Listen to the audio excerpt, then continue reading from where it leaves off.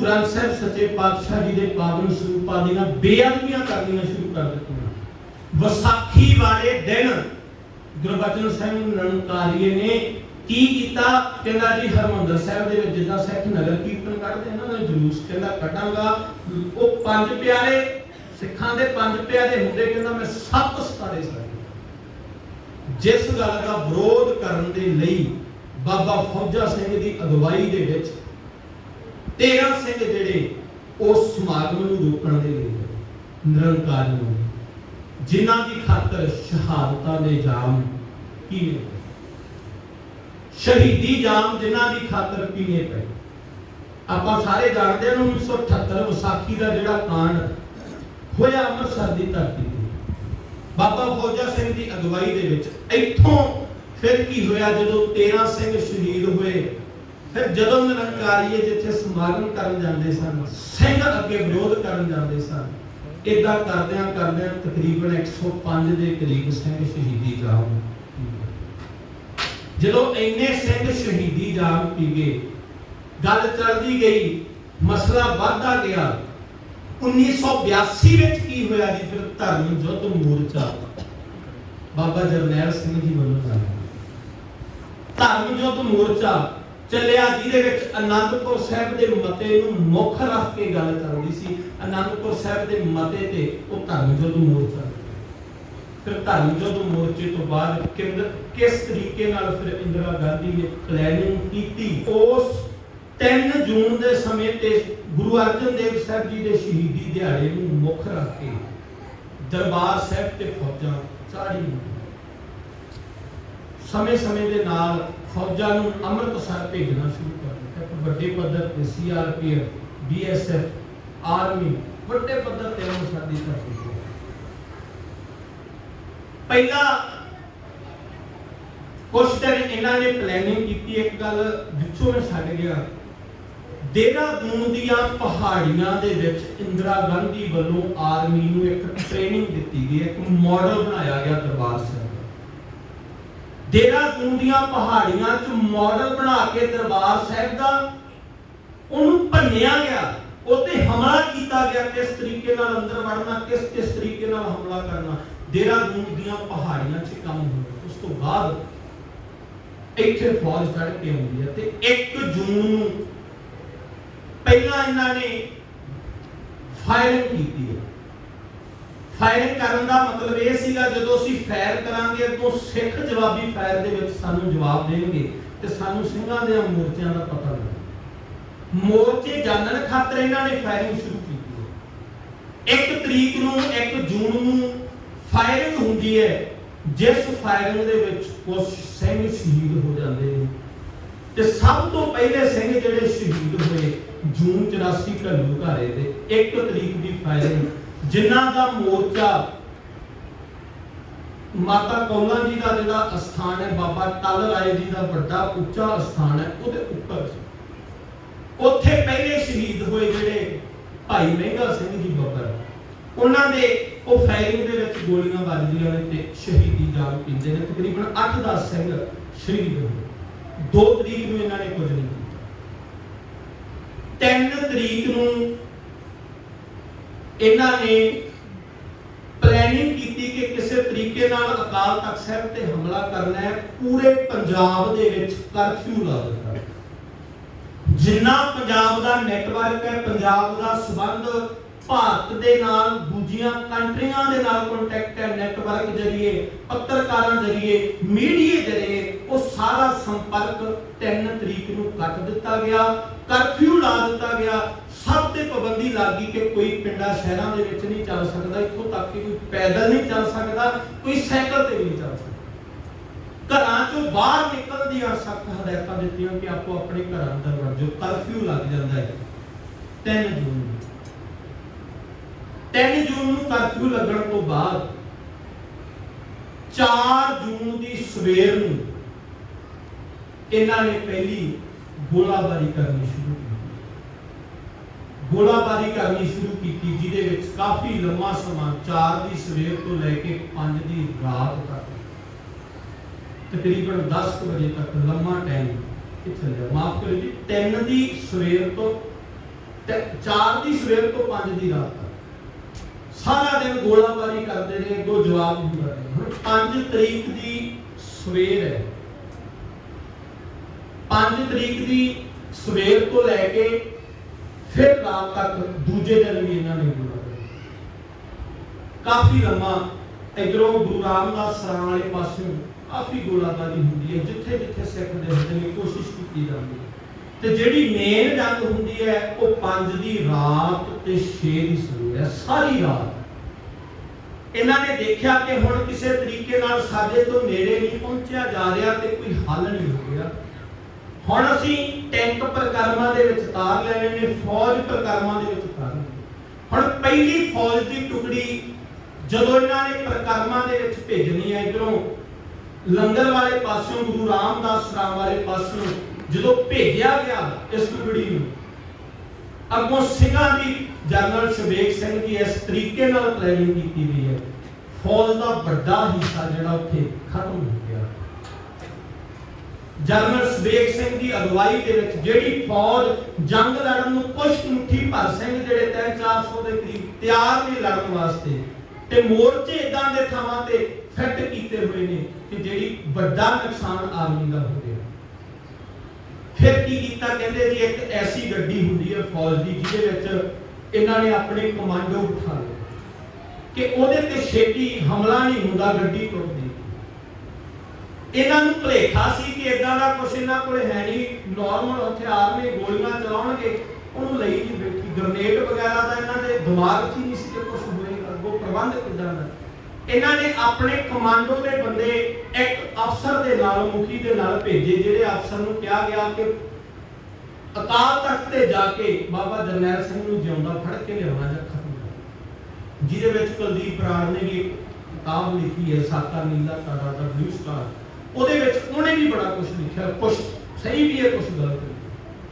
ਉਹਦੇ ਵਿੱਚ ਉਹਨੇ ਇਹ ਵੀ ਲਿਖਿਆ ਕਿ ਅਸੀਂ ਪਹਿਲਾਂ ਸਪੀਕਰ ਰਾਹੀਂ ਆਵਾਜ਼ ਵੀ ਦਿੱਤੀ ਕਿ ਅਸੀਂ ਆਪਣੇ 13 ਕੇ 17 ਬੰਦੇ ਭੇਜ ਰਹੇ ਹਾਂ ਕਿ ਇਹ ਬੰਦੇ ਤੁਹਾਡੇ ਲਈ ਕੁਝ ਲੈ ਕੇ ਆ ਰਹੇ ਨੇ, ਆਫਰਾਂ ਲੈ ਕੇ ਆ ਰਹੇ ਨੇ, ਆਫਰਾਂ ਨੂੰ ਪ੍ਰਵਾਨ ਕਰ ਲਓ। ਜਿਹਦੇ ਵਿੱਚ ਇਹ ਆਫਰਾਂ ਸਨ ਕਿ ਤੁਸੀਂ ਅਕਾਲ ਤਖਤ ਸਾਹਿਬ ਛੱਡ ਕੇ ਚਲੇ ਜਾਓ, ਤੁਹਾਨੂੰ ਦੁਨੀਆ ਦੇ ਕਿਸੇ ਵੀ ਕੋਨੇ 'ਚ, ਅਮਰੀਕਾ 'ਚ ਕਿਸੇ ਵੀ ਸਿਟੀ 'ਚ ਤੁਸੀਂ ਰਹਿਣਾ ਚਾਹੁੰਦੇ ਆ, ਜਾਣਾ ਚਾਹੁੰਦੇ ਆ, ਬਕਾਇਦਾ ਮਾਣ ਸਨਮਾਨ ਨਾਲ ਭੇਜਿਆ ਜਾਏਗਾ, ਕਰੋੜਾਂ ਰੁਪਇਆ, ਅਰਬਾਂ ਰੁਪਇਆ ਤੁਹਾਨੂੰ ਦਿੱਤਾ ਜਾਏਗਾ।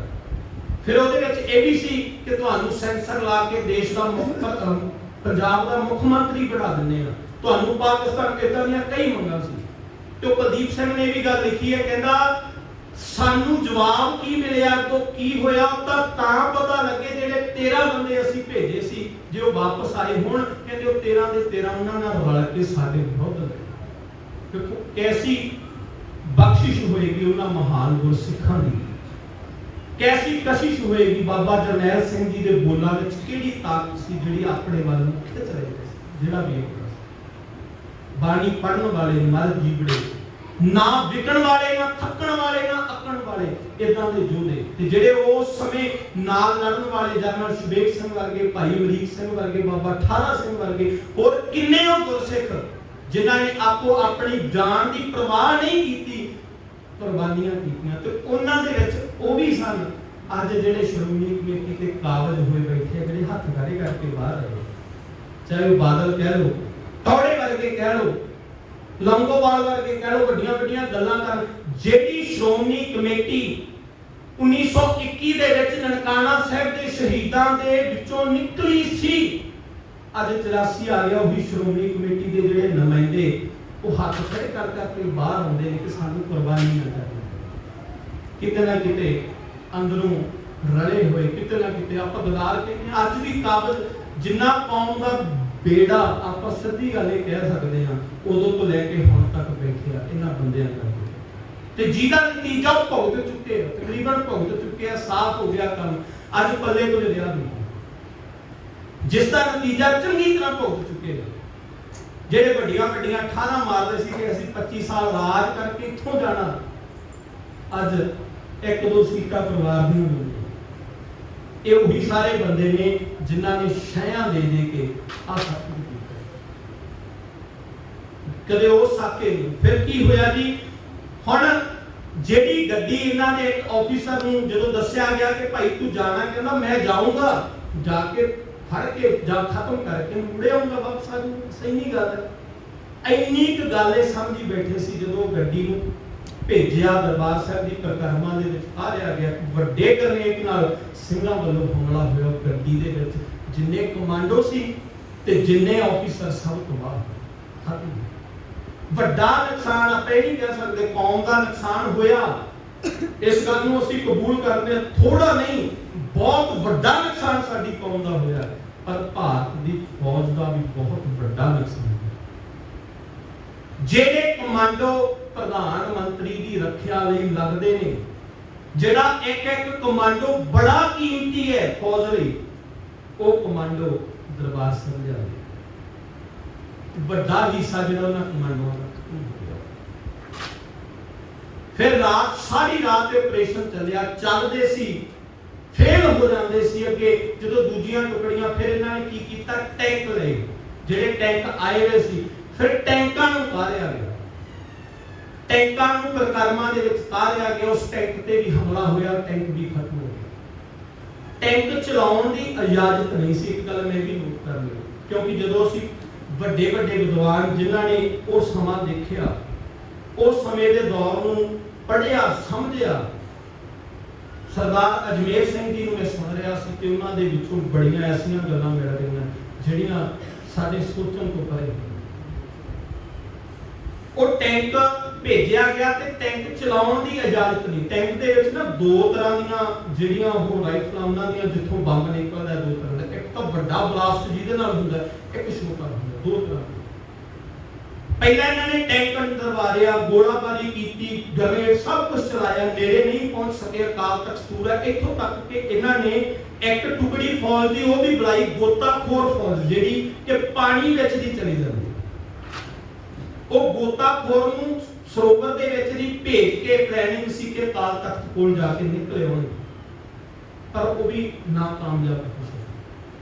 ਹੁਣ ਉਸ ਤੋਂ ਬਾਅਦ ਕੀ ਹੈ, ਇੱਕ ਟੈਂਕ ਨੂੰ ਜਦੋਂ ਭੇਜਿਆ, ਉਹ ਟੈਂਕ ਤੇ ਹਮਲਾ ਕੀਤਾ, ਟੈਂਕ ਖਤਮ ਹੋ ਗਿਆ, ਟੈਂਕ ਅੜ ਗਿਆ।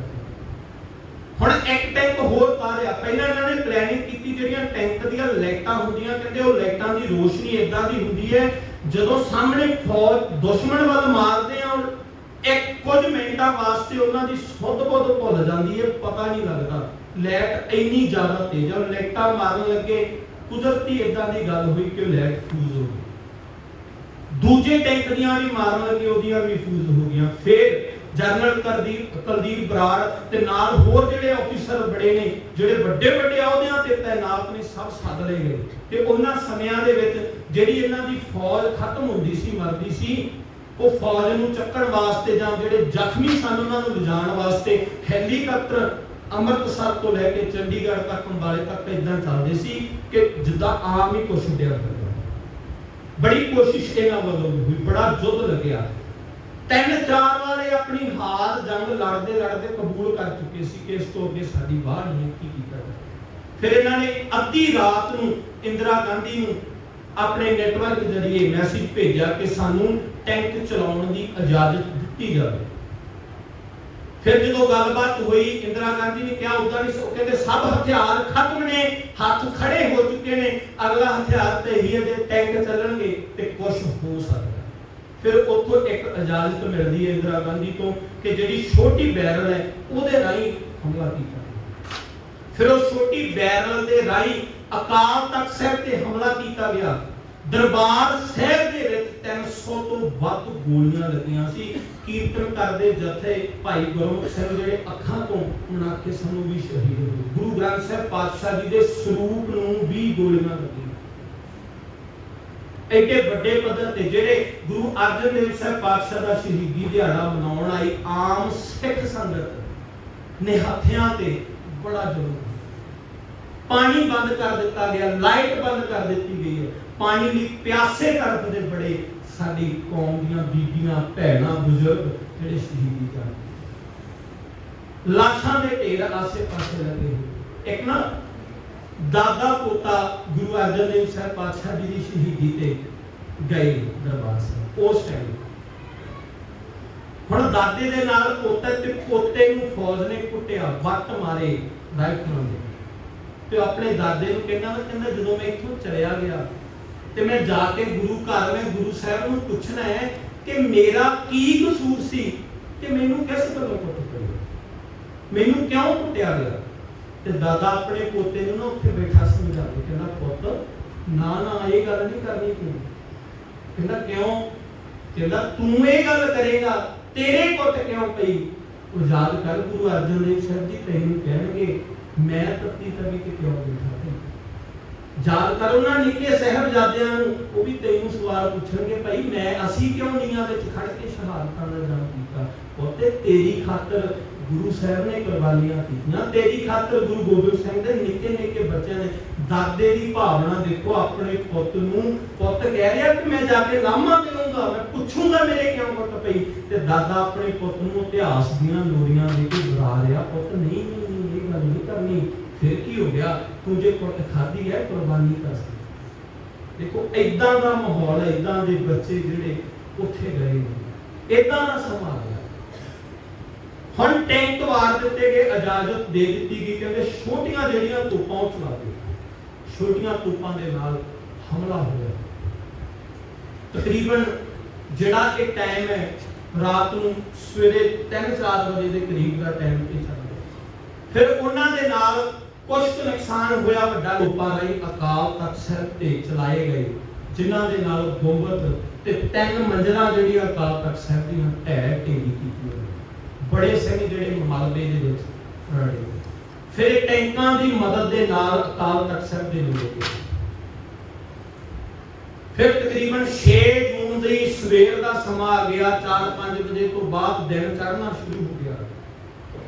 ਫਿਰ ਬਾਬਾ ਜਰਨੈਲ ਸਿੰਘ ਜੀ, ਭਾਈ ਸ਼ੁਬੇਗ ਸਿੰਘ ਜੀ, ਬਾਬਾ ਠਾਰਾ ਸਿੰਘ ਵਰਗੇ, ਭਾਈ ਮਲੀਕ ਸਿੰਘ ਵਰਗੇ ਉਹ ਮਹਾਨ ਯੋਧੇ ਜਿਹੜੇ ਹਿੱਕ ਤਾਣ ਕੇ ਖੜੇ ਸੀ। ਫਿਰ ਉਸ ਸਮੇਂ ਬਾਬਾ ਜਰਨੈਲ ਸਿੰਘ ਜੀ ਉਹਨਾਂ ਨੇ ਸਿੰਘਾਂ ਨੂੰ ਕਿਹਾ ਭਾਈ ਜੇ ਕੋਈ ਜਾਣਾ ਚਾਹੁੰਦਾ ਹੈ ਹਜੇ ਵੀ ਪਿੱਛੋਂ ਦੀ ਇੱਕ ਰਸਤਾ ਹੈ, ਜਾ ਸਕਦੇ ਹੋ, ਪਰ ਅਸੀਂ ਕੁਰਬਾਨੀ ਕਰਨ ਲਈ ਤਿਆਰ ਹਾਂ। ਅਸੀਂ ਗੁਰੂ ਹਰਗੋਬਿੰਦ ਸਾਹਿਬ ਪਾਤਸ਼ਾਹ ਦੇ ਸਥਾਨ ਤੇ ਬੈਠੇ ਹਾਂ, ਅਸੀਂ ਆਪਣਾ ਸ਼ਹੀਦੀ ਜਾਮ ਪੀਤੇ। ਹੁਣ ਇੱਥੋਂ ਦਾ ਪਹਿਲਾਂ ਕਹਿੰਦੇ ਆ ਕਿ ਭਾਈ ਸ਼ੁਬੇਗ ਸਿੰਘ ਦੀ ਸ਼ਹੀਦੀ ਜਾਮ ਪੀ ਤੜਪਦੇ ਨੇ ਦੁਸ਼ਮਣ ਦੇ ਨਾਲ ਵਿਹੜੇ ਦੇ ਵਿੱਚ, ਅਕਾਲ ਤਖਤ ਸਾਹਿਬ ਦੇ ਵਿਹੜੇ 'ਚ ਜਿੱਥੇ ਅਸੀਂ ਨਿਸ਼ਾਨ ਸਾਹਿਬ ਲੱਗੇ ਹੋਏ ਨੇ, ਅਕਾਲ ਤਖਤ ਸਾਹਿਬ ਦੇ ਥੱਲੇ ਖੜਦੇ ਆ, ਉਸ ਜਗ੍ਹਾ ਤੇ ਦੁਸ਼ਮਣ ਦੇ ਨਾਲ ਮੁਕਾਬਲਾ ਹੁੰਦਾ। ਸਿੰਘ ਸਾਰੇ ਬਾਹਰ ਆ ਜਾਂਦੇ। ਫਿਰ ਕਹਿੰਦੇ ਜਰਨਲ ਸ਼ੁਬੇਗ ਸਿੰਘ ਬਾਬਾ ਜੀ ਤੋਂ ਕੁਝ ਟਾਈਮ ਪਹਿਲਾਂ, ਸੰਤ ਜਰਨੈਲ ਸਿੰਘ ਜੀ ਤੋਂ ਕੁਝ ਟਾਈਮ ਪਹਿਲਾਂ ਸ਼ਹੀਦੀ ਜਾਮ ਪੀ ਜਾਂਦੇ। ਬਾਬਾ ਜਰਨੈਲ ਸਿੰਘ ਜੀ ਦੇ ਪੱਟਾਂ ਤੇ ਸੀਸ ਧਰਿਆ ਜਰਨਲ ਸ਼ੁਬੇਗ ਸਿੰਘ ਜੀ ਦਾ, ਤੇ ਕੁਝ ਵਾਰਤਾਲਾਪ ਹੋਈ, ਕੋਈ ਗੱਲਬਾਤ ਹੋਈ।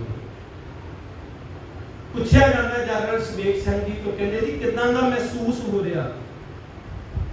ਕਹਿੰਦੇ ਜੀ ਇਦਾਂ ਮਹਿਸੂਸ ਹੋ ਰਿਹਾ ਕਿ ਧੰਨ ਗੁਰੂ ਹਰਗੋਬਿੰਦ ਸਾਹਿਬ ਪਾਤਸ਼ਾਹ ਦਾ ਅਸਥਾਨ ਹੋਵੇ, ਇੱਕ ਮਹਾਂਪੁਰਖ ਦੀ ਬੁੱਕਲ ਤੇ ਸਿਰ ਧਰਿਆ ਹੋਵੇ, ਤੇ ਮੈਂ ਆਪਣੇ ਗੁਰੂ ਦੀ ਖਾਤਰ, ਆਪਣੀ ਕੌਮ ਦੀ ਖਾਤਰ ਜੂਝ ਰਿਹਾ ਹਾਂ, ਤੇ ਬੜੇ ਆਨੰਦ ਦੇ ਨਾਲ ਮੈਂ ਆਖਰੀ ਟਾਈਮ ਤੇ ਹੁੰਦਾ। ਦੇਖੋ ਜੀ ਉਹ ਮਰ ਜੀਵੜੇ ਨੌਕਰੀ ਛੱਡ ਕੇ ਆਏ ਜਰਨਲ ਸ਼ੁਬੇਗ ਸਿੰਘ ਜੀ ਫੌਜ ਦੇ ਵਿੱਚੋਂ, ਜਿਨ੍ਹਾਂ ਨੂੰ ਆਰਮੀ ਨੇ ਜਲੀਲ ਕਰਕੇ ਕੱਢਿਆ ਇੱਕ ਸਿੱਖ ਹੋਣ ਦੇ ਨਾਤੇ। ਕਾਰਨ ਕੀ ਸੀ? ਕਿਸੇ ਰਿਸ਼ਤੇਦਾਰ ਨੂੰ ਇੱਕ ਜੀਪ ਨਿਲਾਮੀ ਦੇ ਵਿੱਚੋਂ ਸਿਫਾਰਿਸ਼ ਦੇ ਨਾਲ ਦਵਾ ਦਿੱਤੀ। ਸਿੱਖ ਸੀ, ਸਿੱਖ ਹੋਣ ਕਰਕੇ ਸਿਰਫ ਇੰਨੀ ਵਜ੍ਹਾ ਦੇ ਕਰਕੇ ਜਲੀਲ ਕਰਕੇ ਆਰਮੀ ਚੋਂ ਕੱਢਿਆ ਗਿਆ। ਤੇ ਐਸੇ ਮੋਰਚੇ ਦਰਬਾਰ ਸਾਹਿਬ ਜਰਨਲ ਸ਼ੁਬੇਗ ਸਿੰਘ ਜੀ ਨੇ ਲਾਏ, ਜਰਨਲ ਕੁਲਦੀਪ ਸਿੰਘ ਵਰਗੇ ਤੇ ਜਿੰਨੀ ਆਰਮੀ ਖਾਤਰ ਕੰਮ ਕੀਤੀ। ਇਦਾਂ ਦੇ ਮੋਰਚੇ ਮੁੱਠੀ ਭਰ ਸਿੰਘ ਨੇ, ਕੁਝ ਕੁ ਸਿੰਘ ਨੇ। ਜਿੱਦਾਂ ਚਮਕੌਰ ਦੀ ਗੜੀ ਦੇ ਵਿੱਚ ਇੱਕ ਪਾਸੇ 10 ਲੱਖ ਸੀ ਤੇ ਦੂਜੇ ਪਾਸੇ ਕੁਝ ਕੁ ਸਿੰਘ ਸੀ, 40 ਕੁ ਸਿੰਘ ਸੀ। ਉਹੀ ਸੀ ਨਾ, ਇੱਧਰ ਵੀ ਲੱਖਾਂ ਦੀ ਗਿਣਤੀ ਵਿੱਚ ਫੌਜ ਹੈ ਤੇ ਕੁਝ ਕੁ ਸਿੰਘ ਜਿਹੜੇ ਦੁਸ਼ਮਣ ਦਾ ਮੁਕਾਬਲਾ। ਇਹ ਕਹਿ ਲਓ ਕਿ 1 ਤਰੀਕ ਤੋਂ ਲੈ ਕੇ 6 ਤਰੀਕ ਤੱਕ ਇੰਡੀਅਨ ਆਰਮੀ, BSF, CRPF ਵਾਣੀ ਪਾ ਦਿੱਤੀ ਸੀ ਉਹਨਾਂ ਯੋਧਿਆਂ ਨੂੰ। ਤੇ ਜਿਹੜੀਆਂ ਗੈਸਾਂ, ਜਿਹੜੀਆਂ ਤੋਪਾਂ ਚਲਾਉਣ ਦੀ ਕਿਸੇ ਦੁਸ਼ਮਣ ਦੀ, ਕਿਸੇ ਹੋਰ ਕੰਟਰੀ ਲਈ ਵੀ ਇਜਾਜ਼ਤ ਨਹੀਂ ਹੈ, ਉਹ ਗੈਸਾਂ ਵੀ ਛੱਡੀਆਂ ਗਈਆਂ। ਜਦੋਂ ਨੇੜੇ ਨਹੀਂ ਨਾ ਜਾ ਰਹੇ ਸੀ, ਇੱਕ ਗੈਸ, ਜ਼ਹਿਰੀਲੀ ਗੈਸ ਛੱਡੀ ਗਈ ਉਧਰ ਨੂੰ, ਪਰ ਕੁਦਰਤੀ ਗੱਲ ਕੀ ਹੋਈ, ਹਵਾ ਦਾ ਰੁਖ ਬਦਲਿਆ, ਜਿਹੜੀ ਗੈਸ ਵਾਪਸ ਆਰਮੀ ਵਾਲੀ ਆਈ, ਜਿਹਦੇ ਨਾਲ ਉਹਨਾਂ ਦੇ ਬੜੇ ਫੌਜੀ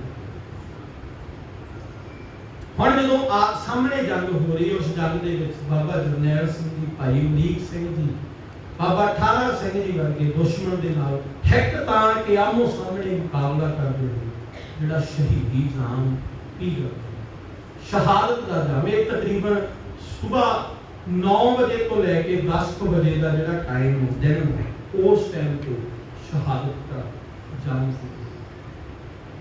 ਜਿੱਥੇ ਵੀ ਫਿਰ ਉਸ ਤੋਂ ਬਾਅਦ ਤਕਰੀਬਨ 2-2:30 ਵਜੇ ਤੱਕ ਜਿੱਥੇ ਕੋਈ ਸਿੱਖ ਮਿਲਦਾ ਹੈ, ਜਿੱਥੇ ਕੋਈ ਤੁਰਿਆ ਫਿਰਦਾ ਸਹਿਕਦਾ ਨਜ਼ਰ ਆਉਂਦਾ, ਉਹਨੂੰ ਖਤਮ ਕਰ ਦਿੱਤਾ ਜਾਂਦਾ। ਨੌਜਵਾਨਾਂ ਦੇ ਹੱਥ ਪਿੱਛੇ ਬੰਨ੍ਹ ਕੇ ਗੋਲੀਆਂ ਮਾਰੀਆਂ ਗਈਆਂ। ਕੋਈ ਸਿੱਖ ਬੀਬੀ ਪਾਣੀ ਤੋਂ ਪਿਆਸੇ ਕਈ ਤੜਫਦੇ ਪਏ ਨੇ। ਲਾਸ਼ਾਂ ਦਰਬਾਰ ਸਾਹਿਬ ਦੀ ਪਰਿਕਰਮਾ ਦੇ ਵਿੱਚ ਲੱਤ-ਪੱਤ ਖੂਨ ਹੀ ਖੂਨ ਹੈ।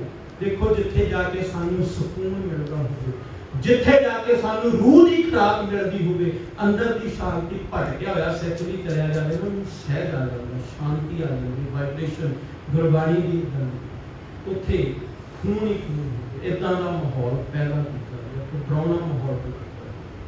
2-2:30 ਵਜੇ ਤੱਕ ਇਹਨਾਂ ਨੇ ਫਿਰ ਲੱਭ ਕੇ ਜਿੰਨਾ ਵੀ ਕੋਈ ਲੁਕਿਆ ਕਮਰਿਆਂ ਦੇ ਵਿੱਚ, ਕੁਝ ਕਹਿੰਦੇ ਜਦੋਂ ਸ਼ਹੀਦੀਆਂ ਤੋਂ ਬਾਅਦ ਕੁਝ ਜਿਹੜੇ ਸ਼੍ਰੋਮਣੀ ਕਮੇਟੀ ਦੇ ਮੁਲਾਜ਼ਮ ਸੀ, ਇਹਨਾਂ ਨੇ ਫਿਰ ਇੱਕ ਆਵਾਜ਼ ਦਿੱਤੀ, ਜੇ ਕੋਈ ਜਾਣਾ ਚਾਹੁੰਦਾ ਹੱਥ ਖੜੇ ਕਰਕੇ ਜਾਓ। ਕੁਝ ਮੁਲਾਜ਼ਮ ਸੀ ਜਿਹੜੇ ਅੰਦਰ ਕੰਮ ਕਰਨ ਵਾਲੇ, ਉਹ ਹੱਥ ਖੜੇ ਕਰਕੇ ਗਏ ਤੇ ਉਹ ਇੱਕ ਪਵਿੱਤਰ ਅਸਥਾਨ ਤੇ ਆਰਮੀ ਦੇ ਫੌਜੀਆਂ ਨੇ ਸਿਗਰਟਾਂ ਬੀੜੀਆਂ ਪੀਤੀਆਂ, ਪਤਾ ਹੀ ਨਹੀਂ ਕੀ ਕੋ ਕਰਨ ਉਸ ਅਸਥਾਨ ਤੇ। ਇਹਦਾ ਕਾਰਨ ਇਹ ਨਹੀਂ ਸੀ ਕਿ ਬਾਬਾ ਜਰਨੈਲ ਸਿੰਘ ਜੀ ਨੂੰ ਫੜਨ ਕਰਕੇ ਹਮਲਾ ਹੋਇਆ। ਮਾਫ ਕਰਿਓ ਜੀ, ਸਿੱਖੀ ਸਿਧਾਂਤਾਂ ਨੂੰ ਰੋਲਣ ਦੀ ਗੱਲ ਹੁੰਦੀ ਸੀ, ਰੋਲਣ ਦੀ ਗੱਲ, ਜਲੀਲ ਕਰਨ ਦੀ ਗੱਲ ਸੀ, ਖਤਮ ਕਰਨ ਦੀ ਗੱਲ ਸੀ। ਸਾਰਾ ਵਰਤਾਰਾ ਜਿਹੜਾ ਤੇ ਹੋਇਆ। ਫਿਰ ਅਗਲੇ ਦਿਨ 7 ਤਰੀਕ ਨੂੰ ਇਹਨਾਂ ਨੇ ਸਿੱਖ ਰੈਫਰੈਂਸ ਲਾਇਬ੍ਰੇਰੀ, ਜਿਹਦੇ ਵਿੱਚ ਗੁਰੂ ਗ੍ਰੰਥ ਸਾਹਿਬ ਪਾਤਸ਼ਾਹ ਜੀ ਦੇ ਪਾਵਨ ਸਰੂਪ ਅਗਲ ਭੇਟ ਹੋਏ, ਸਿੱਖਾਂ ਦਾ ਅਨਮੋਲ ਖਜ਼ਾਨਾ, ਸਾਡੇ ਵਿਰਾਸਤ, ਸਾਡਾ ਇਤਿਹਾਸ, ਪੁਰਾਣੇ ਇਤਿਹਾਸਕਾਰਾਂ ਵੱਲੋਂ ਲਿਖੀਆਂ ਹੋਈਆਂ ਉਸ ਕੀਮਤੀ, ਇਹ ਕਹਿ ਲਈਏ ਕਿ ਹੀਰਿਆਂ ਮੋਤੀਆਂ ਵਰਗੇ ਜਿਹੜਾ ਸਾਡਾ ਖਜ਼ਾਨਾ ਸੀ, ਸਿੱਖ ਰੈਫਰੈਂਸ ਲਾਇਬ੍ਰੇਰੀ ਵਿੱਚ 7 ਜੂਨ ਨੂੰ ਸਾੜਿਆ ਗਿਆ। ਤੋਸ਼ਾਖਾਨਾ ਸਾੜਿਆ ਗਿਆ, ਜਿਸ ਤੋਸ਼ੇਖਾਨੇ ਦੇ ਵਿੱਚ ਚੰਦਨ ਦਾ ਕਿਸੇ ਮੁਸਲਮਾਨ ਵੀਰ ਵੱਲੋਂ ਚੌਰ ਸਾਹਿਬ ਭੇਟ ਕੀਤਾ ਗਿਆ ਸੀ, ਚੰਦਨ ਨੂੰ, ਉਹ ਵੀ ਸੜ ਗਿਆ। ਸ਼ੇਰੇ ਪੰਜਾਬ ਮਹਾਰਾਜਾ ਰਣਜੀਤ ਸਿੰਘ ਦੇ ਰਾਜ ਸਮੇਂ ਇੱਕ ਚਾਨਣੀ ਸੀ, ਬੜੀ ਬਹੁਤ ਵਧੀਆ ਜਗਾਓ ਸੀਗਾ, ਉਹ ਰੱਖਿਆ ਗਿਆ ਸੀ ਇਤਿਹਾਸਕ ਨਿਸ਼ਾਨੀਆਂ ਦੇ ਤੌਰ ਤੇ, ਉਹ ਸਭ ਕੁਝ ਸੜ ਗਿਆ, ਸਵਾਹ ਹੋ ਗਿਆ। ਬੜਾ ਕੁਝ ਇਹਨਾਂ ਨੇ ਅਤਿਆਚਾਰ ਕੀਤਾ। ਤੇ ਫਿਰ ਬਾਬਾ ਜਰਨੈਲ ਸਿੰਘ ਜੀ ਵਰਗੇ ਕੁਝ ਸਿੰਘਾਂ ਦਾ ਸੰਸਕਾਰ ਕਰ, ਇਤਿਹਾਸ ਲੰਮਾ ਹੈ, ਬੜਾ ਕੁਝ ਨਿਕਲਦਾ ਇਸ ਇਤਿਹਾਸ ਦੇ ਵਿੱਚੋਂ। ਜੇ ਤਕਰੀਬਨ ਇਸ ਇਤਿਹਾਸ ਨੂੰ ਸ਼ੁਰੂ ਤੋਂ ਲੈ ਕੇ ਅੰਤ ਤੱਕ ਬਰੀਕੀ ਨਾਲ ਵਾਚਣਾ ਹੋਵੇ, ਬੜੇ ਦਿਨਾਂ ਦਾ ਸਮਾਂ ਲੱਗ ਸਕਦਾ ਜੇ ਅਸੀਂ ਇਹਨੂੰ ਵਾਚਣਾ। ਕੱਲੀ ਗੱਲ, ਕੱਲੇ ਸਿੰਘ ਦਾ ਇਤਿਹਾਸ ਜਿਹੜਾ ਉੱਥੇ ਮਿਲਿਆ, ਕੱਲੇ ਮੋਰਚੇ ਦਾ ਇਤਿਹਾਸ, ਕੱਲੀ ਜਗ੍ਹਾ। ਇਹ ਕਿਉਂ ਹੋਇਆ? ਮੈਂ ਸ਼ੁਰੂ ਤੋਂ ਲੈ ਕੇ ਜਿਹੜਾ ਅੱਜ 328 ਸਰੂਪਾਂ ਦਾ ਮਸਲਾ ਕਰ ਰਿਹਾ ਨਾ, ਇੱਥੋਂ ਤੱਕ ਇਸੇ ਕਰਕੇ ਆ ਰਿਹਾ। ਇਹ ਅੱਜ ਦੀ ਗੱਲ ਨਹੀਂ ਹੈ, ਦੁਸ਼ਮਣ ਗੁਰੂ ਨਾਨਕ ਸਾਹਿਬ ਕੋਲ ਸ਼ੁਰੂ ਹੋਇਆ ਹੈ। ਉਹ ਤਾਂ ਉਸ ਦਿਨ ਦੇ ਹਮਲੇ ਤੋਂ ਲੈ ਕੇ ਅੱਜ ਤੱਕ ਉਸ ਫਿਰ ਇੱਥੇ ਬਸ ਨਹੀਂ ਹੋਇਆ, ਹਮਲਾ ਹੋਇਆ। ਲੰਮਾ ਸਮਾਂ ਫੌਜ, ਸਾਡੀਆਂ ਉਹ ਇਤਿਹਾਸਕ ਨਿਸ਼ਾਨੀਆਂ ਦਰਬਾਰ ਸਾਹਿਬ ਦੇ ਵਿੱਚ ਲੱਗੀਆਂ 300 ਤੋਂ ਵੱਧ ਗੋਲੀਆਂ, ਜਿਹੜੀਆਂ ਕਾਰ ਸੇਵਾ ਦੇ ਨਾਮ ਤੇ ਖਤਮ ਕਰ ਦਿੱਤੀਆਂ। ਕਾਲ ਤਖਤ ਸਾਹਿਬ ਸਾਰਾ ਚੇਂਜ ਕਰ ਦਿੱਤਾ ਗਿਆ। ਕੁਛ ਕੀ ਜਗ੍ਹਾ ਛੱਡੀ ਹੈ ਸਿਰਫ 84 ਦੇ ਨਿਸ਼ਾਨ, ਨਹੀਂ ਤਾਂ ਸਾਰੇ ਪਾਸੇ ਸਾਂਭ ਕੇ ਰੱਖਣ ਵਾਲੀਆਂ ਜਲਿਆਂਵਾਲੇ ਬਾਗ ਦੀਆਂ ਨਿਸ਼ਾਨੀਆਂ ਸਾਂਭ ਕੇ ਵੀ ਸਾਂਭੀਆਂ, ਕਿਉਂਕਿ ਸਾਡੇ ਨੌਜਵਾਨ ਜਾਣ, ਨਵੀਂ ਪੀੜ੍ਹੀ ਜਾਵੇ, ਉਹਨੂੰ ਪਤਾ ਲੱਗ ਸਕੇ ਕਿ ਦੁਸ਼ਮਣ ਨੇ ਕੀ ਕੀਤਾ, ਕਿੱਦਾਂ ਸਾਨੂੰ ਖਤਮ ਕਰਨ ਲਈ ਸਾਜ਼ਿਸ਼ਾਂ ਹੁੰਦੀਆਂ, ਕਿੱਦਾਂ ਸਾਨੂੰ ਮੁਕਾਉਣ ਲਈ ਪਲੈਨਿੰਗਾਂ ਹੁੰਦੀਆਂ ਨੇ, ਸਾਜ਼ਿਸ਼ਾਂ ਹੁੰਦੀਆਂ। ਹੁਣ ਦੇਖਿਓ ਜੀ, ਇਹ ਸਭ ਵਰਤਾਰਾ ਵਰਤਿਆ, ਸਭ ਕੁਝ ਹੋਇਆ, ਸਮਾਂ ਲੰਘਿਆ, ਬੜਾ ਲੰਮਾ ਸਮਾਂ ਪੰਜਾਬ ਦੇ ਹਾਲਾਤ ਮਾੜੇ ਰਹੇ। ਐਸਾ ਦੌਰ ਪੰਜਾਬ ਦੀ ਧਰਤੀ ਤੇ ਪੈਦਾ ਕੀਤਾ ਗਿਆ। ਸਾਡੇ ਮਹਾਨ ਯੋਧਿਆਂ ਨੂੰ, ਖਾੜਕੂ ਸਿੰਘਾਂ ਨੂੰ ਬਦਨਾਮ ਕਰਨ ਦੀ ਖਾਤਰ ਸਰਕਾਰ ਨੇ ਆਪਦੇ ਬੰਦੇ ਭੇਜ ਕੇ ਮਾੜੇ ਕੰਮ ਕਰਾਉਣੇ ਤੇ ਨਾ ਸਿੰਘਾਂ ਦਾ ਰੋਣਾ, ਬੱਸਾਂ ਵਿੱਚੋਂ ਕੱਢ ਕੇ ਹਿੰਦੂਆਂ ਨੂੰ, ਬੀਬੀਆਂ ਨੂੰ ਮਾਰਨ ਵਾਲੇ। ਕਈ ਵਾਰੀ ਸਾਨੂੰ ਗੁੰਮਰਾਹ ਕੀਤਾ ਜਾਂਦਾ, ਮਾਫ ਕਰੇ ਜੀ, ਸਿੰਘਾਂ ਨੇ ਕੰਮ ਸਿੰਘ बड़े दलेरी वाले ते बड़े चंगे काम करते हैं। ये नाल एक क्योंकि समय ते हुकूमत इदां दा काम कर देती है जिथे चंगे उत्थे माड़े अंसर अपने पैदा कर देंदे ने, बदनाम कर देंदे ने। फिर 1984 को लेके 94 तक एक ऐसा दौर चलिया जिहदे विच माझे दे मालवे दे कुछ घट सी ते माझे दे पिंडां दे पिंड इन्हां तबाह कीते। इत्थों तक भी होया कि अज तक भी कई गुरदासपुर जिले के इदां दे पिंड ने जिथों बरातां नहीं चढ़ीਆਂ, जिन्ने नौजवान सी सारे दे सारे चढ़े। नौजवानों नूं किसे दस्तार बन्नी वाला सिंह दिसदा ना, उहनूं खत्म कर दिंदे।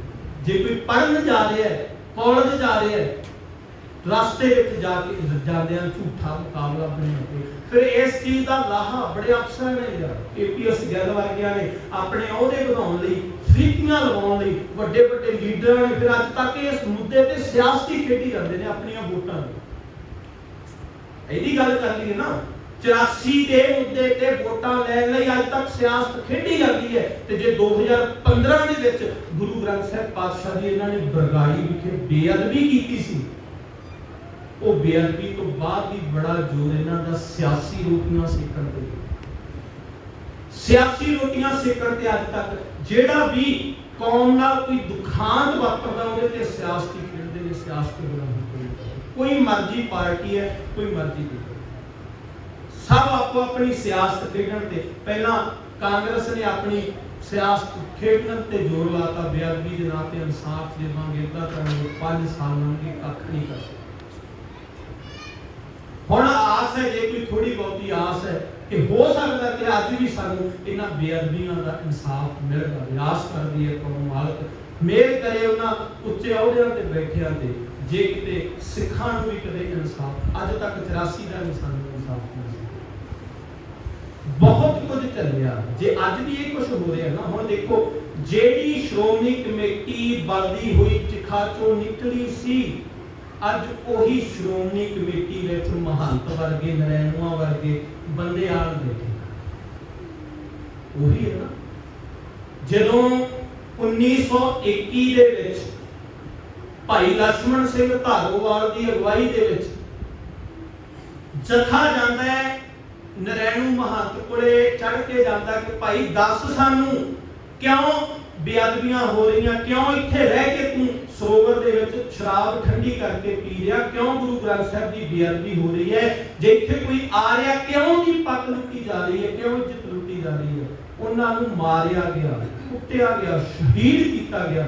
ते पिछे याद होगा साल 1.5 साल पहला जदों भाई खोसा जी ने 328 रूपां दा मोर्चा लग्या, सारे सिंह तकरीबन उत्थे सी ਜਿਹੜੇ ਉੱਥੇ ਜਾ ਕੇ ਵੱਖ-ਵੱਖ ਦਿਨਾਂ 'ਚ ਹਾਜ਼ਰੀਆਂ ਭਰਦੇ ਰਹੇ। 328 ਰੂਪਾਂ ਦਾ ਮੋਰਚਾ ਲੱਗਿਆ। ਜਿਹੜਾ ਕੰਮ ਨਰੈਣੂ ਮਹੰਤ ਦੇ ਗੁੰਡਿਆਂ ਨੇ ਕੀਤਾ ਸੀ ਨਨਕਾਣਾ ਸਾਹਿਬ ਦੀ ਧਰਤੀ ਤੇ, ਜਿੱਥੋਂ ਸ਼੍ਰੋਮਣੀ ਕਮੇਟੀ ਨਿਕਲੀ, ਉਹੀ ਕੰਮ ਸ਼੍ਰੋਮਣੀ ਕਮੇਟੀ ਦੇ ਬੰਦਿਆਂ ਨੇ, ਇਹਨਾਂ ਦੀਆਂ ਫੋਰਸਾਂ ਨੇ ਕੀਤਾ। ਕਈ ਵਾਰੀ ਇਹ ਵੀ ਲੱਗਦਾ ਹੁੰਦਾ ਜਦੋਂ ਬੰਦੇ ਕੋਲੇ ਪਾਵਰ ਆ ਜਾਂਦੀ ਹੈ ਨਾ, ਉਹ ਭੁੱਲ ਜਾਂਦਾ ਸਾਰਾ ਕੁਝ, ਸਿਧਾਂਤ ਭੁੱਲ ਜਾਂਦਾ।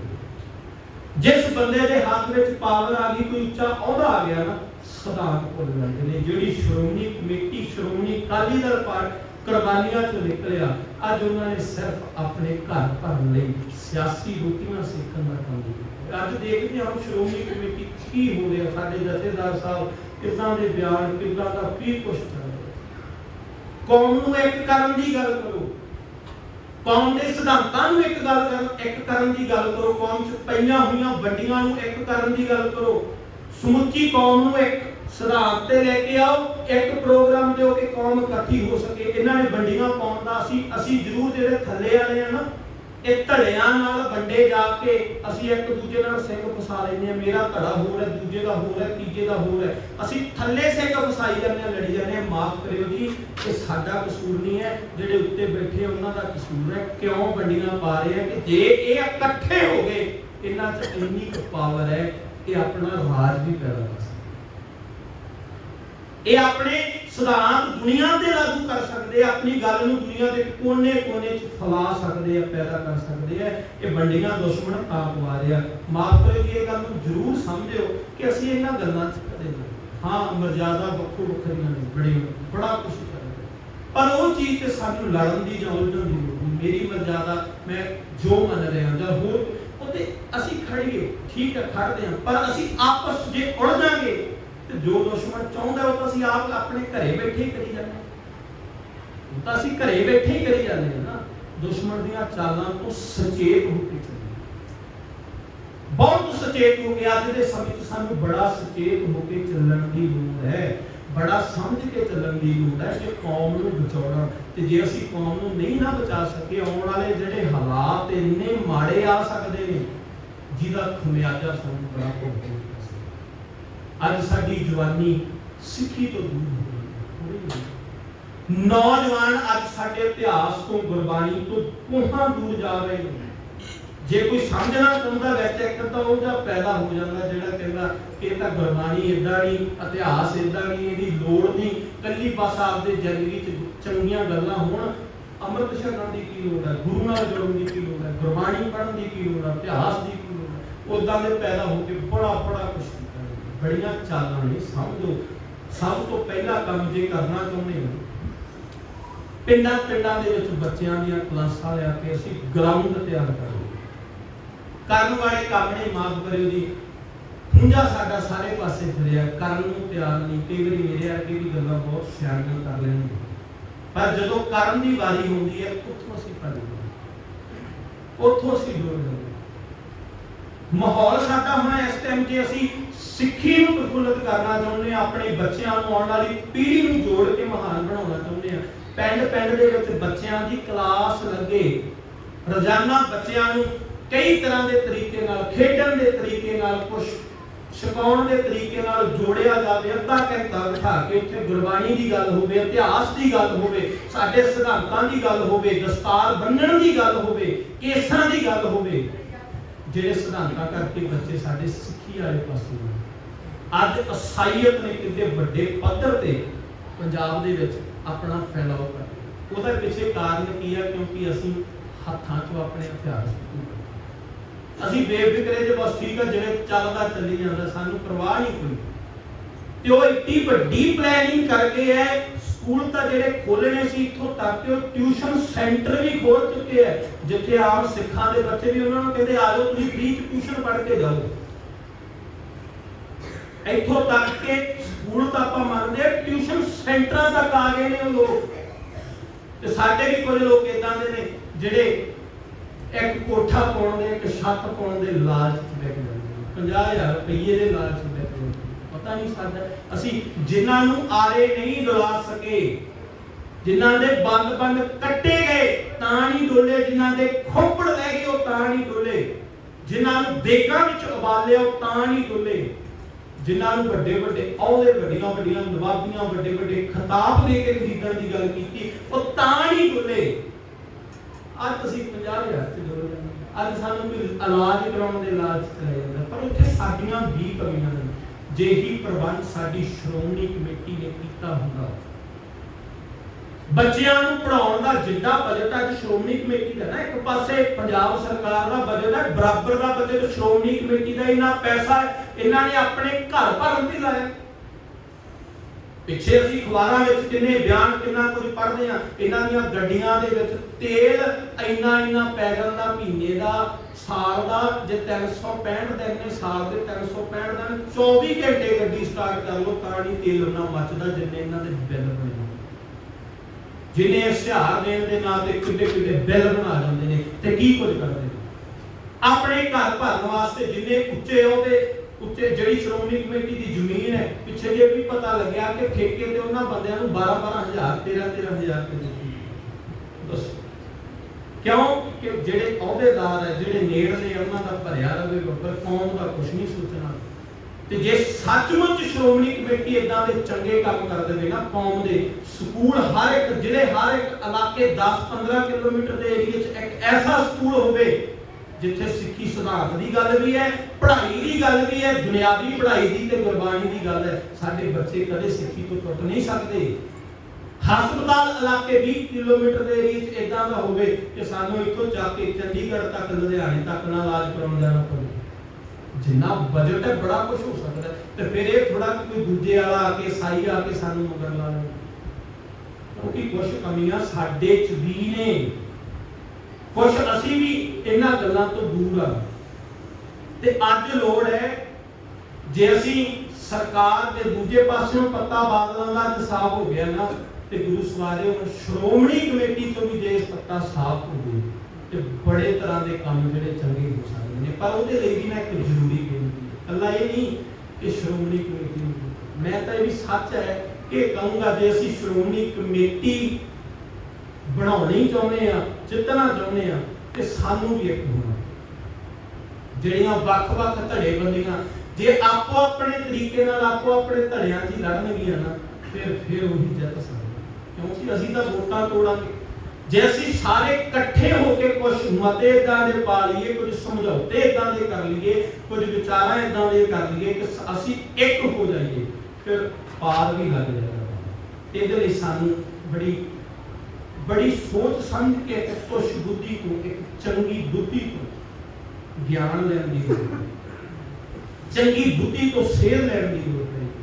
ਚੰਗੇ ਆਗੂ ਸਾਡੇ ਕਿਤੇ ਆਪਣਾ ਪੱਖ ਛੱਡ ਕੇ ਕੌਮ ਦੇ ਲਈ ਅੱਗੇ ਆ, ਨਹੀਂ ਤਾਂ ਬਥੇਰੇ ਆਗੂ ਇਦਾਂ ਹੀ ਆ ਜਿਹੜੇ ਆਪੋ ਆਪਣਾ ਘਰ ਭਰਨ ਤੇ ਬਾਬਾ ਜਰਨੈਲ ਸਿੰਘ ਵਰਗੇ ਆਗੂ ਉਹ ਸਨ, ਉਹਨਾਂ ਦਾ ਬੱਚਾ ਸੁਪੁੱਤਰ ਬਾਬਾ ਜਰਨੈਲ ਸਿੰਘ ਜੀ ਦਾ 5 ਰੁਪਏ ਮੰਗਣ ਆਇਆ, 5 ਰੁਪਏ ਮੰਗਣ ਆਇਆ ਬਾਬਾ ਜਰਨੈਲ ਸਿੰਘ ਜੀ ਤੋਂ, ਤੇ ਉਹਨਾਂ ਨੇ ਮਨਾ ਕਰਤਾ, ਕਹਿੰਦੇ ਪੁੱਤ ਮੇਰੇ ਕੋਲ ਨਹੀਂ, ਆਪਣੀ ਮਾਂ ਕੋਲੋਂ ਲੈ ਜਾ ਕੇ, ਮੇਰੇ ਬੋਝੇ 'ਚ ਜਿਹੜਾ ਪੈਸਾ ਨਾ ਇਹ ਕੌਮ ਦਾ ਪੈਸਾ ਹੈ, ਮੈਂ ਕੌਮ ਦਾ ਪੈਸਾ ਤੈਨੂੰ ਨਹੀਂ ਦੇ ਸਕਦਾ। ਜਿੱਦਣ ਆਹ ਸੋਚ ਬਣ ਗਈ ਨਾ ਸਾਡੀ, ਜਿੱਦਣ ਸਾਡੇ ਆਗੂਆਂ ਦੀ ਆਹ ਸੋਚ ਬਣ ਗਈ, ਉਦੋਂ ਗੱਲ ਬਣੀ, ਕੌਮ ਦਾ ਵਿਗੜਦਾ ਤਾਂ ਵਿਗੜੀ ਜਾਵੇ, ਫੇਰ ਗੱਲ। ਇਹਨਾਂ ਗੱਲਾਂ ਲਈ ਸਾਨੂੰ ਸੁਚੇਤ ਹੋਣਾ, ਜੋ ਤਾਂ ਉੱਥੇ ਬੈਠੇ ਅੱਜ ਵੀ ਬੰਦੇ ਕਹਿੰਦੇ ਨੇ ਅਸੀਂ ਸਿੱਖ ਤੇ ਅਸੀਂ ਪਤਾ ਨਹੀਂ ਕੀ ਅਸੀਂ, ਪਰ ਜਦੋਂ ਕੋਈ ਸਿੱਖ ਉੱਥੇ ਇਨਸਾਫ ਦੀ ਗੱਲ ਕਰਦਾ ਹੈ, ਅੱਗੋਂ ਇੱਕ ਫੋਰਸ ਬਣਾ ਕੇ ਤੇ ਡਾਂਗਾ ਮਾਰਨ ਦੀ ਗੱਲ, ਜਿਹਦੀ ਖਾਤਰ ਇਨਸਾਫ ਮੰਗਣ ਵਾਲਿਆਂ ਨੂੰ, ਹੱਕ ਮੰਗਣ ਵਾਲਿਆਂ ਨੂੰ ਜੇਲ੍ਹਾਂ 18 ਮਹੀਨੇ ਜੇਲ੍ਹ ਕੱਟ ਕੇ ਬਾਬਾ ਕੋਸਾਰੀ ਆਏ ਨੇ।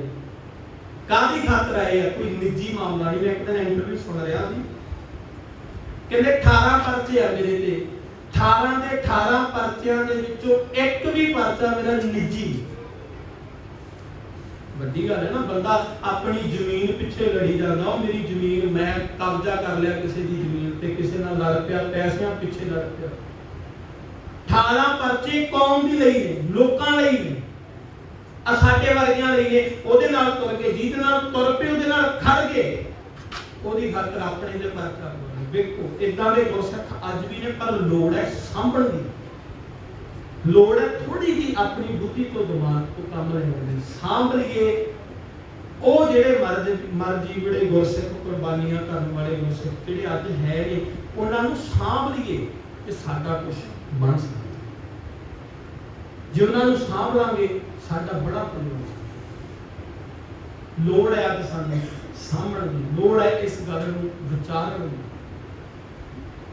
ਇਹ ਹੁਣ ਜਿਹੜੇ ਇਤਿਹਾਸ ਨੂੰ ਆਪਾਂ ਸਮਝਿਆ, ਇਹਦੀ ਕੜੀਆਂ ਉੱਥੇ ਹੀ ਜੁੜਦੀਆਂ, ਸਾਰੀਆਂ ਕੜੀਆਂ ਜਾ ਕੇ ਫਿਰ ਉਹੀ ਹੈ ਕਿ ਦੁਸ਼ਮਣ ਦੀ ਜਿਹੜੀ ਚਾਲ ਹੈ, ਮਨੂਵਾਦ ਕਹਿ ਲਈਏ ਆਪਾਂ, ਚਾਹੇ ਕਿਸੇ ਵੀ ਸਰਕਾਰ ਨੇ ਹਮਲਾ, ਜੇ ਅੱਜ ਵੀ ਆਰਐਸਐਸ ਭਾਜਪਾ ਵਰਗੀਆਂ ਜਿਹੜੀਆਂ ਸਰਕਾਰਾਂ ਜਾਂ ਭਾਜਪਾ ਵਰਗੀਆਂ ਜਿਹੜੀਆਂ ਇਹ ਪਾਰਟੀਆਂ ਨੇ ਅੱਜ ਵੀ ਸਿੱਖਾਂ ਦੀਆਂ ਦੁਸ਼ਮਣ ਕਿਉਂ ਖੜੀਆਂ ਨੇ? ਕਿਉਂਕਿ ਮਨੂਵਾਦ ਦੀਆਂ ਪੁਜਾਰਨ ਨੇ, ਮਨੂਵਾਦ ਨੂੰ ਮੰਨਣ ਵਾਲੀਆਂ ਨੇ, ਪਖੰਡ ਨੂੰ ਮੰਨਣ ਵਾਲੀਆਂ ਨੇ, ਜਿਹੜੇ ਪਖੰਡ ਨੂੰ ਬਾਬੇ ਨਾਨਕ ਨੇ ਹਰਿਦੁਆਰ ਦੀ ਧਰਤੀ ਤੇ ਉਧੇੜ ਦਿੱਤਾ ਸੀ, ਜਿਹੜੇ ਪਖੰਡ ਨੂੰ ਬਾਬੇ ਨਾਨਕ ਨੇ ਜਗਨਨਾਥਪੁਰੀ ਕਾਂਸੀ ਦੀ ਧਰਤੀ ਤੇ ਜਾ ਕੇ ਝੂਠਾ ਪਾ ਦਿੱਤਾ ਸੀ। ਅੱਜ ਵੀ ਉਹੀ ਸਾਬਤ ਕਰਨਾ। ਪਰ ਸਾਡੇ 'ਚ ਵੀ ਕਈ ਬਾਬੇ, ਕਈ ਆਗੂ, ਕਈ ਇਦਾਂ ਦੇ ਪੈਦਾ ਹੋ ਗਏ ਜਿਹੜੇ ਅੱਜ ਵੀ ਉਹਨਾਂ ਗੱਲਾਂ ਨੂੰ ਮੰਨੀ ਜਾਂਦੇ। ਪਹਿਰਾਵਾ ਸਿੱਖਾਂ ਵਾਲਾ ਹੈ, ਅੰਮ੍ਰਿਤ ਛਕਿਆ, 5 ਕਕਾਰ ਪਾਏ, ਦਸਤਾਰ ਬੰਨੀ ਹੈ,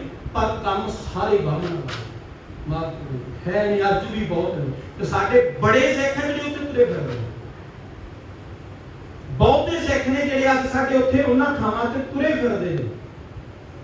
ਲੋੜ ਹੈ ਅੱਜ ਸਾਨੂੰ ਜਾਗਣ ਦੀ, ਲੋੜ ਹੈ ਅੱਜ ਸਾਨੂੰ ਇਹਨਾਂ ਗੱਲਾਂ ਨੂੰ ਸਮਝਣ ਦੀ।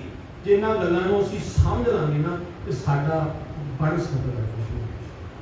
सब पखंड नूं छड्ड के, सब इदां दे कमां नूं छड्ड के गुरु दे सिद्धांत ते उतरे, गुरु दी गुरबाणी मुताबिक, गुरु दे दसे मुताबिक जो गुरु गुरसिख मीत चलो गुर चाली, जो गुरु कहे सोई भल मानो, हर हर कथा नगाली। गुरसिख मित्रा गुरु दी चाली ते आ जा, तेरा कुछ बन सकदा। हुण जिन्नियां विचारां नूं आपां समझिआ ना, जिन्नियां गल्लां नूं आपां समझिआ, जे किते इस गल्लां ते असीं अमल कर लईए, जिहड़ा इतिहास आपां जून 84 दा तकरीबन समझ के हटे, जे ਇਹਨੂੰ ਸਮਝ ਲਈਏ ਨਾ ਅੰਦਰ ਤੱਕ, ਤੇ ਅਸੀਂ ਅੱਜ ਤੋਂ ਬਾਅਦ ਉਹ ਬੰਦੇ ਜਿਹੜੇ ਕੌਮ ਨੂੰ ਲੁੱਟਣ ਵਾਸਤੇ ਤੇ ਕੌਮ ਨੂੰ ਕੁੱਟਣ ਵਾਸਤੇ ਖੜੇ ਨੇ, ਉਹਨਾਂ ਦੇ ਪਿੱਛੇ ਦੁਬਾਰਾ ਨਹੀਂ ਜਾਵਾਂਗੇ, ਉਹਨਾਂ ਦੇ ਮਗਰ ਅਸੀਂ ਦੁਬਾਰਾ ਨਹੀਂ ਜਾਵਾਂਗੇ। ਲੋੜ ਹੈ ਅੱਜ ਜੇ ਅਸੀਂ ਕੌਮ ਦੇ ਇਸ ਵੱਡੀ ਸ਼੍ਰੋਮਣੀ ਕਮੇਟੀ ਨੂੰ ਅਸੀਂ ਆਜ਼ਾਦ ਕਰਵਾਉਣਾ ਹੈ, ਜੇ ਉੱਥੇ ਜਾ ਕੇ ਅਸੀਂ ਆਪਣੇ ਸਿਧਾਂਤ ਨੂੰ ਲਾਗੂ ਕਰਕੇ ਆਪਣੇ ਹੱਕ ਲੈਣੇ ਨੇ, ਜਿਹੜੇ ਕੰਮ ਇਹਨਾਂ ਨੇ ਕੀਤੇ ਨੇ ਉਹਨਾਂ ਤੋਂ ਅਸੀਂ ਉਹਨਾਂ ਤੋਂ ਕੱਲੀ ਗੱਲ ਤੋਂ ਇਨਸਾਫ ਲੈਣਾ, ਤੇ ਸਾਨੂੰ ਸਭ ਤੋਂ ਪਹਿਲੀ ਗੱਲ ਇਹ ਹੈ ਕਿ ਅਸੀਂ ਇਕੱਠੇ ਹੋਵਾਂਗੇ ਤੇ ਸਭ ਕੁਝ ਹੋ ਸਕਦਾ। ਜੇ ਆਪਾਂ ਇਕੱਠੇ ਹੋਵਾਂਗੇ ਤੇ ਇਹ ਸਭ ਕੁਝ ਹੋ ਸਕਦਾ। ਗੁਰੂ ਸਵਾਰਿਓ ਇਕੱਠੇ ਹੋ ਜੀਏ, ਇੱਕੋ ਸਾਡਾ ਗੁਰੂ ਇੱਕ ਹੈ, ਗੁਰੂ ਦੇ ਸਿਧਾਂਤ ਇੱਕ ਹੈ, ਗੁਰੂ ਦੇ ਮਕਸਦ ਤੇ ਅਸੀਂ ਜਿਸ ਦਿਨ ਇਕੱਠੇ ਹੋਈਏ ਤੇ ਅਸੀਂ ਬਾਣੀ ਪਾ ਸਕਦੇ ਹਾਂ ਉਹਨਾਂ ਬੰਦਿਆਂ ਨੂੰ। ਸਾਡੀਆਂ ਗੱਲਾਂ ਦੇ ਉਹ ਜਵਾਬ ਨਹੀਂ ਦੇ ਸਕਣਗੇ, ਉਹਨਾਂ ਬੰਦਿਆਂ ਨੂੰ ਉਹਨਾਂ ਅਹੁਦਿਆਂ ਤੋਂ ਛੱਡ ਕੇ ਚੰਗੇ ਗੁਰਸਿੱਖ ਸਿਆਣੇ ਸੱਜਣ ਉੱਤੇ ਬੈਠ ਜਾਣ, ਤੇ ਜਾਂ ਜਿੰਨਾ ਕੁਝ ਸਾਡੀ ਕੌਮ ਕੋਲ ਹੈ ਉਹਨੂੰ ਸਹੀ ਦਿਸ਼ਾ ਤੇ ਸਹੀ ਤਰੀਕੇ ਨਾਲ ਦੇ ਲਾਇਆ ਜਾਵੇ, ਤੇ ਸਾਡੀ ਕੌਮ ਬੜੀ ਅਮੀਰ ਬਣ ਸਕਦੀ ਹੈ। ਭਾਈ ਸੁਖਜੀਤ ਸਿੰਘ ਜੀ ਖੋਸਾ, ਜਿਨ੍ਹਾਂ ਨੇ ਕੌਮ ਦੀ ਖਾਤਰ बड़े लंबे समय तो बड़ा वड्डा संघर्ष लड़िया, चाहे गुरु ग्रंथ साहिब जी दे सत्कार की गल होवे, चाहे देहधारियां की गल होवे, चाहे मड़ियां मसाना कबरां ते जिथे जाके गुरु साहिब दी बेअदबी करन दी पखंडी गल करदे ने, कितों दी गल होवे, जेड़े निडर होके निर्भव होके निर्वैर होके हक दे नाल लड़दे ने, जूझदे ने, जूझ के जाके कुर्बानी तक भी ले जांदे ने। इत्थों तक भी मैं बेनती करा, जिस केस दे विच भाई साहब जेल कट के आए, धर्मकोट वाला केस ना तो निजी केस है, वो सिर्फ एक किसी दे नाल खड़न दा केस है, अड़न दा मतलब कि धक्का कर रही है समय की हुकूमत, प्रशासन धक्का कर रहा है, उस धक्के की खातर खड़ गए है, ते खड़ के उन्हां दी खातर भी 18 महीने जेल च लाए। ਜਿਹੜਾ ਬੰਦਾ ਇਦਾਂ ਦੀ ਕੁਰਬਾਨੀ ਕਰਨ ਵਾਲਾ, ਸਾਨੂੰ ਲੋੜ ਹੈ ਉਹਨੂੰ ਸਾਂਭਣ ਦੀ, ਸਾਂਭ ਕੇ ਅਸੀਂ ਕੁਛ ਨਾ ਕੁਛ ਚੰਗੀ ਗੱਲ ਤੇ ਇਕੱਠੇ ਹੋ ਕੇ, ਜਿਹੜਾ 328 ਸਰੂਪਾਂ ਦਾ ਮਾਮਲਾ ਹੈ, ਗੁਰੂ ਗ੍ਰੰਥ ਸਾਹਿਬ ਪਾਤਸ਼ਾਹ ਜੀ ਦੀ ਬੇਅਦਬੀ ਦਾ ਮਾਮਲਾ ਹੈ, ਉਹਨਾਂ ਮਾਮਲਿਆਂ ਤੇ ਅਸੀਂ ਇਕੱਠੇ ਹੋ ਕੇ ਇਨਸਾਫ ਲੈ ਸਕੀਏ, ਤੇ ਇਨਸਾਫ ਤੋਂ ਬਾਅਦ ਜਿਹੜੀ ਸਾਡੀ ਸ਼੍ਰੋਮਣੀ ਕਮੇਟੀ ਉਹ ਵੀ ਕਿਤੇ ਚੰਗੇ ਸੁਹਿਰਦਾ ਗੁਰਸਿੱਖਾਂ ਦੇ ਹੱਥ ਆ ਜਾਏ, ਤਾਂ ਜੋ ਕੌਮ ਦਾ ਭਵਿੱਖ, ਕੌਮ ਦੀ ਨੌਜਵਾਨੀ ਦਾ ਭਵਿੱਖ, ਕੌਮ ਦੇ ਬੱਚਿਆਂ ਦਾ ਜਿਹੜਾ ਭਵਿੱਖ ਹੈ ਉਹ ਬਣ ਸਕੇ। ਪਾਤਸ਼ਾਹ ਦੀ ਰਹਿਮਤ ਕਰਨ ਆਪਾਂ ਤਕਰੀਬਨ ਲੰਮਾ ਸਮਾਂ ਜਿਹੜੀ ਵਿਚਾਰ ਹੈ ਜੂਨ 84 ਦੇ ਇਤਿਹਾਸ ਤੇ ਆਪਾਂ ਲਗਭਗ ਤਕਰੀਬਨ ਕਰ ਚੁੱਕੇ ਹਾਂ। ਟੋਟਲੀ ਗੁਰੂ ਨਾਨਕ ਸਾਹਿਬ ਤੋਂ ਲੈ ਕੇ ਹੁਣ ਤੱਕ ਕਿਹੜੇ ਕਾਰਨਾਂ ਨੇ ਖਤਮ ਕਰਨ ਦੀ ਕੋਸ਼ਿਸ਼ ਕੀਤੀ, ਸਮਝਿਆ। ਪਾਤਸ਼ਾਹ ਦੀ ਰਹਿਮਤ ਕਰਨ, ਜੇ ਗੁਰਬਾਣੀ ਦੀ